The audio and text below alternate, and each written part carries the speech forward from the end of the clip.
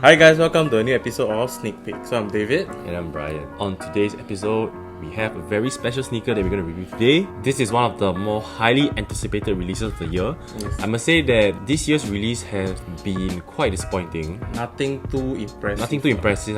I think also because of COVID and stuff. We'll just get into the show today and we will show you what we have.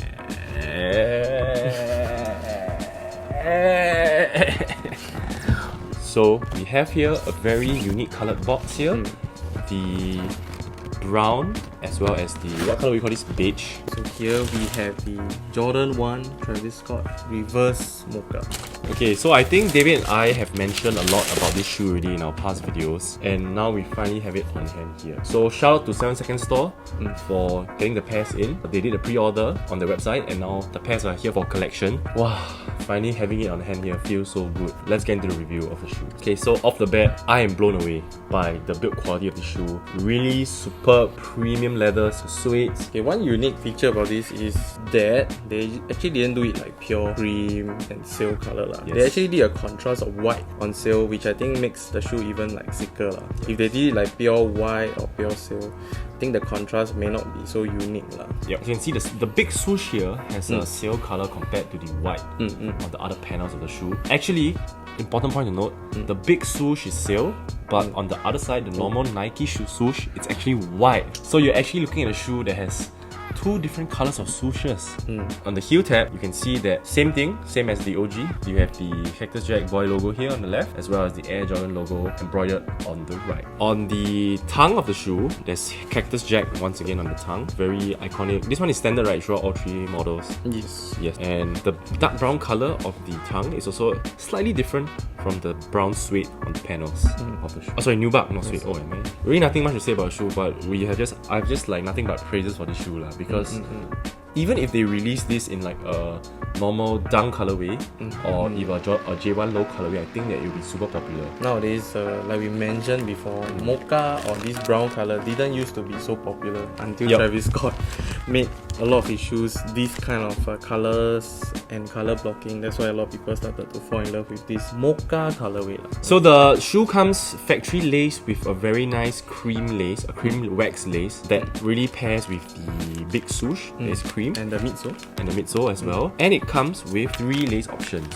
Now you guys don't have the pink this time. Oh yeah, correct. I wanted to say he's missing no the pink this kind, but it comes with a mocha lace, a white lace as well as a red lace, so to match all the accents on the shoe. So really well built, and that explains the price. The current market price is about 1,700, 1,800 to 1,900 Singapore dollars depending on the size. And this is the highest post-release price of any of the iterations. If you remember, the OG went for about $900. The fragments were at about... Actually also about their range, but slightly lower lah. Slightly lower. I think it's because this is one of the few pairs that released after all the controversy and everything. And some more it got delayed after delay after delay. That's why maybe that explains the price. Overall, 10 out of 10 for me. I do not own a pair yet because I want to wait until used pairs go in the market, but I might regret in the future because maybe used pairs will go for like more than what it is now brand new. Correct. So if now post-release price is already at used, you can only speculate how much it will climb more lah. Yes. Interesting point to note.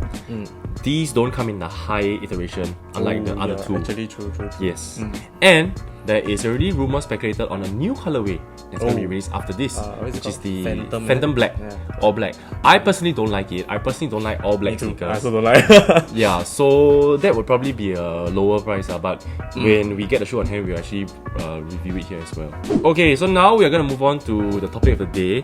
Now the topic of the day, we are going to talk about like a few things. First, we're going to talk about the controversy surrounding this shoe. Yeah, so basically after his whole hoo-ha with the concert and people, Nike started to they at first say cancel, but end up it's actually just a postponing of all his releases.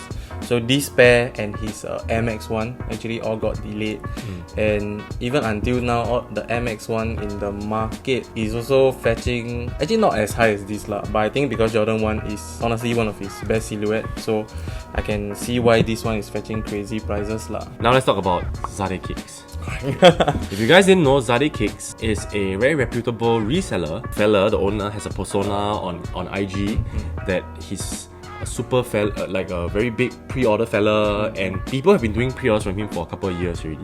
Right? And they have a million plus followers on Instagram. So basically, how to work with Zadeh Kicks is that he will offer a pre-order price for sneakers that are below market price, but you have to order it like 1 year or half a year in advance.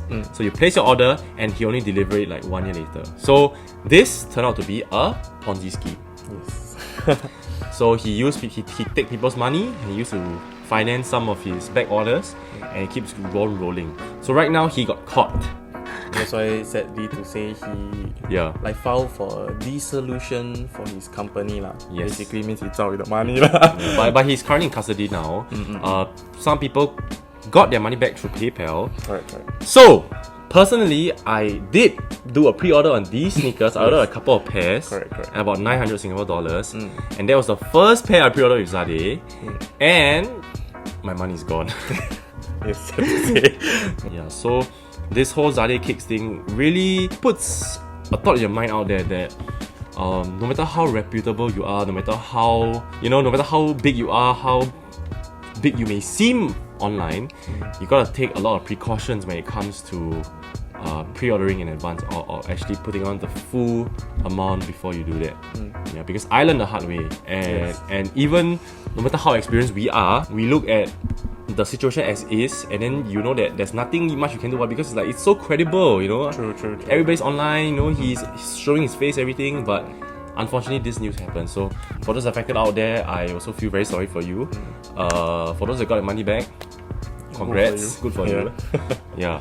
Okay, so anyway, what do you think about that? I think it will be obviously more safe if you buy from retail stores like ours, or where you have the shoe on hand, or like even platforms when the shoe is released. Of course, you might even pay a higher price, but it comes with a lot more security. Correct.